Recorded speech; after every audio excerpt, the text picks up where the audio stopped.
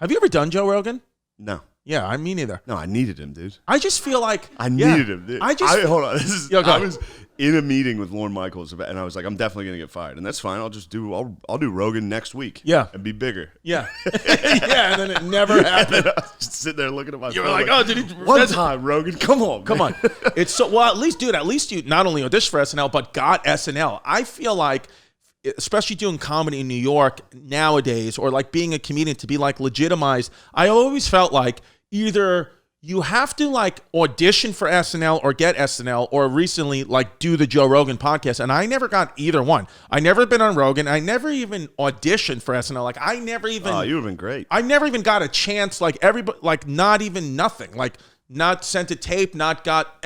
I feel like at least everybody auditions for it, and they just get told no. Yannis, and you even don't even know. Like I was saying that to Yannis once, be like, we've never auditioned. And Yannis like, no, I auditioned for SNL. Like, what are you, a retard? Like we all auditioned for. What do you stink? Yeah, he auditioned for SNL. Like he was like, dude, I auditioned for SNL like the first 3 years of comedy. Like, what do you suck? And it was just like, fuck. So, but dude, I mean, wow, that's wild. Never. I never auditioned. I never. Yeah, I got it like fucking a did week Rogan after being in New York. Yeah, so like, you're the best guy we've ever seen. Yeah, just immediately.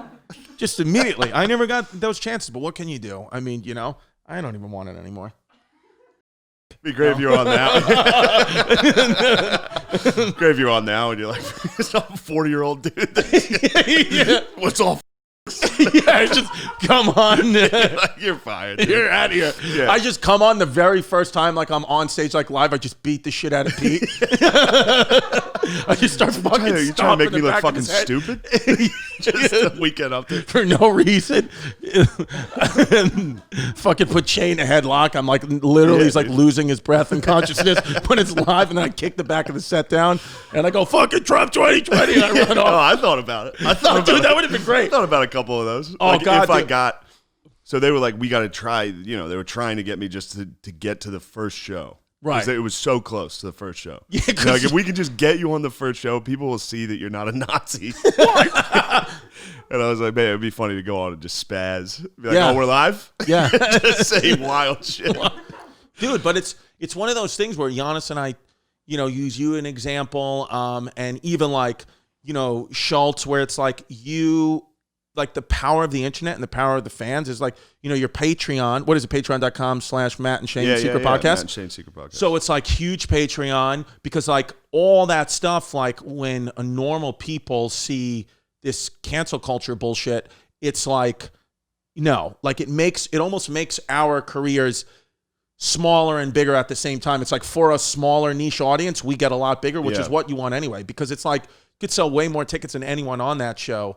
And it's like, even I was actually thinking about you this weekend, and it was crazy. I was like, oh, we needed a fill-in. I was like, oh, let's get Shane, because when I was in Salem, Massachusetts, and we did this tour about the Salem witch trials, and the hysteria in the Salem witch trials, it's not the same thing, but like it happened in 1692. But I was wondering, like in 1687, was it a little bit like this? Like you'll get, they'll be like, oh, you're a because you're a witch for looking at a cow wrong. You're a witch. And then you're like, what? I'm not a witch. And then people are like, he's not a witch. But then as time goes on, gets a little slow. And then finally, boom, we're hanging people from trees, hanging the witches from trees. And then it's like, I wonder if like now it's like, because now it's getting to the point where like you say anything. Like Bill Burr was trying to get canceled because of a joke on a monologue. It feels a little Salem witchy kind of. It's a little puritanical is coming back. Puritanical for sure. Yeah. For sure. Definitely puritanical. But, Yeah. I also, in this analogy, was doing witchcraft. Yeah. So they kind of got me right on. They were like, "That's a witch." I was like, "Nuh-uh." No. I'm not a witch. You're like, I'm not a witch. You're on a broom, just fucking warts all over your face. I got a mop. Yeah, warts on my dick. I think, yeah, dude. I heard an interesting thing about the witch trials. What? Yeah, tell me. On Joe Rogan. Tell me. Oh, wow. So is Joe Rogan not going to have us on? And he's doing my fucking podcast. Did you like Bill Burr's monologue, though, on SNL? I did. I loved it. Yeah, I saw him. I heard it before. Yeah, I heard it at the stand, right? Yeah. I was doing a show, and he did it. It was great. And, it was great.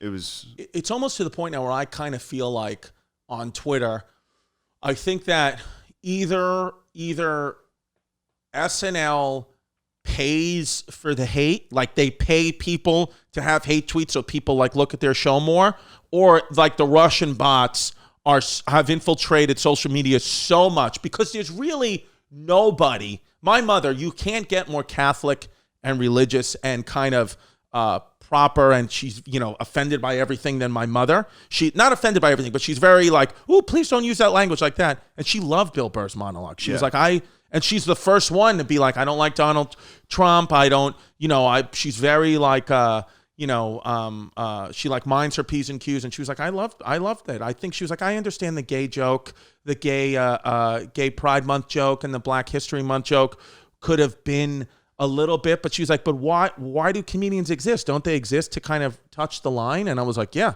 that's what I thought. Yeah. So these fucking bots came out. Yeah. No, I heard him do that in front of it was funny to watch people not like it. Right. Like, or in at real least, life. Yeah, and he did it at the stand, and there was a bunch of just chicks that were not he was like, they've never been fucking enslaved. And I was in the back like, oh, that's actually, dude, even I was like, that's a lot. Yeah, you're like, whoa. But you know what the only thing I will say, which I think is somewhat positive, is I understand people can hate on this or that. The fact that SNL allowed that monologue, I think, is progress for comedians. And I think that was their way of saying, hey, we are supporting comedy a little bit more now. Because like, it's not like he just fucking improv that. That set had to be approved. And it was. Yeah, they still, I think there's still some people there that are like Kate McKinnon nonstop with like the fucking Ruth Bader Ginsburg thing. And like So I think there's like a cloud of like seniority there that's like very, very progressive. Right. To the point where it's kind of suffocating the show. Right.